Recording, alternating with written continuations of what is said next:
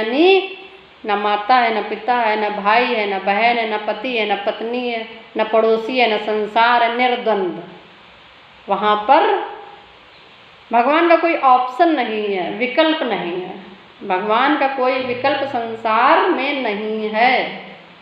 संसारियों का विकल्प है, एक दोस्त ना सही दूसरा दोस्त सही, है ना, माता ना सही तो पिता सही, भाई ना सही तो बहन सही, ये पड़ोसी ना सही तो वो पड़ोसी सही, है ना। लेकिन परमात्मा का कोई विकल्प नहीं है। परमात्मा को पाने के लिए सारे विकल्प छोड़ने पड़ते हैं। निर्द्वंद होना यानी सभी द्वंद्वों से अतीत होना। कह रहा मैं निर्द्वंद हूँ, माया के कार्य से रहित। माया का कोई कार्य उसके पास नहीं होना चाहिए, यानी कि बुद्धि माया वाली ना हो कि नहीं हमें 2 से 4 बनाए, 4 से 18 बनाए, 18 से 36 बनाए। जो मिल गया बस उसी में ही संतुष्टि की भावना है ना। जो भी भाग्य से प्रारब्ध से प्राप्त हो गया। शंकराचार्य भगवान इसीलिए कहते हैं कि हमारे यहाँ वर्णाश्रम व्यवस्था इसीलिए रखी गई है कि 4 ब्राह्मण क्षत्रिय वैश्य शूद्र। ब्राह्मण का कर्म है वेद पढ़ो वेद पढ़ाओ, यज्ञ करो यज्ञ कराओ, दान दो और दान लो। ठीक, आप इसी से ही आप संतुष्ट रह करके अपनी जीविका कमाइए और खाइए, यही जीवन यापन करिए। क्षत्रिय क्या है कि यज्ञ की रक्षा करो, ब्राह्मणों की रक्षा करो, सैनिक बनो, ठीक, उससे आपकी जीविका चलेगी। वैश्य क्या है कि आप व्यापार कीजिए, व्यापार करके आप ब्राह्मण क्षत्रिय शूद्र तीनों के लिए आप कमाइए, उनको दान कीजिए। वैश्य के लिए कहा गया व्यापार करके, उनका ये जीविका बताई गई है। शूद्र की जीविका बता दी गई है कि आप इन तीनों वर्णों की सेवा कीजिए, सेवा सफाई सुथराई आदि कीजिए, इससे आप जीविका चलाइए। इसके बदले में लोग आपको जो दे दें उसमें खाइए, उसमें संतुष्ट रहिए बस।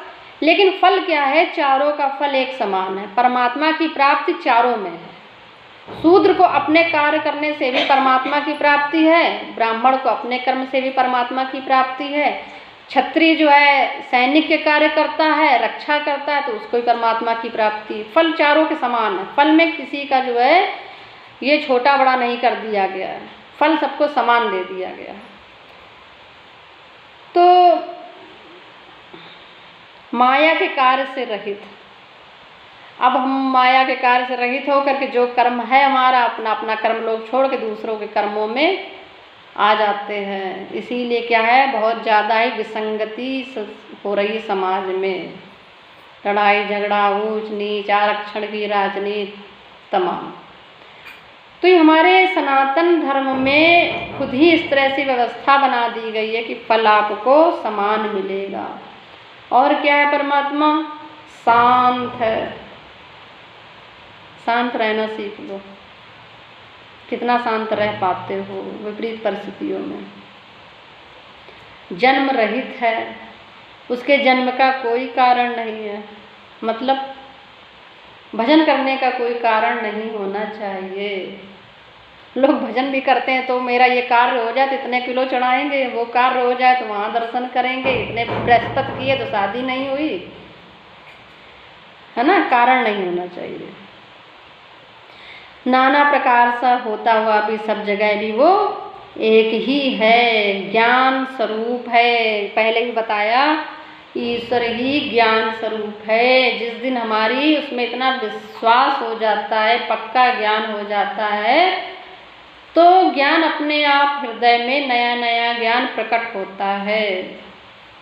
प्रेम वहीं से ही आंखों से फिर बहने लगता है, और वो ही सच्चिदानंद परम ब्रह्म है, विशुद्ध है। यानी कि भक्ति कैसी होनी चाहिए? हमारी विशुद्ध होनी चाहिए। कोई सहारा नहीं, कोई आकांक्षा नहीं, कोई आशा नहीं। विशुद्धता ये है। अब सहारे पहले ही संसार के बना रखे हैं तो भगवान कहेगा ठीक है तुम्हारे पास है तो सहारे, हमारी क्या जरूरत है। परम अकिंचन हरिप्रिय केरे, भगवान कहते हैं जो परम अकिंचन है, जिसके पास कुछ भी नहीं है, कुछ नहीं है, कुछ नहीं, जिसने सब छोड़ दिया मेरे लिए, सब छोड़ दिया, बस वो ही मुझे प्रिय है।